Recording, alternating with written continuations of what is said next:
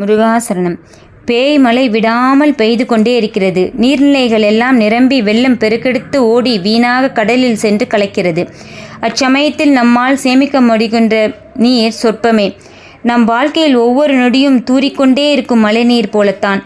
நாம் உபயோகமாக பயன்படுத்திய காலம் எவ்வளவு இருக்கும் என்று நினைக்கிறீர்கள்? வெகு சொற்பம். வெள்ளம் போல் வீணாக கடலில் கலந்துவிடும் காலம் கணக்கிட முடியாதது. ஒவ்வொரு நொடியையும் திட்டமிட்டு செலவழிப்பது என்பது ஒரு கலை. எல்லோராலும் கற்க முடிந்த நிர்வாகக் கலை. கற்றுக்கொண்டே மறுநொடியே சாதனையாளர் என்ற பட்டம் உங்கள் நெற்றியில் ஒட்டப்பட்டுவிடும். எல்லாம் நம் கையில்தான் உள்ளது.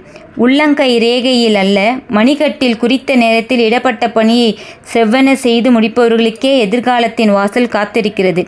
காலத்தின் பின்னால் ஓடிக்கொண்டிருக்கும் நாம் நமக்கு பின்னால் காலத்தை ஓடிவர வைப்பது எப்படி?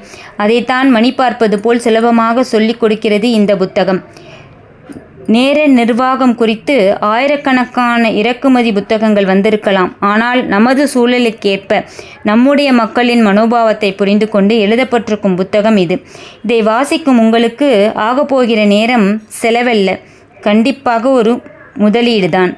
Time management. நன்றி.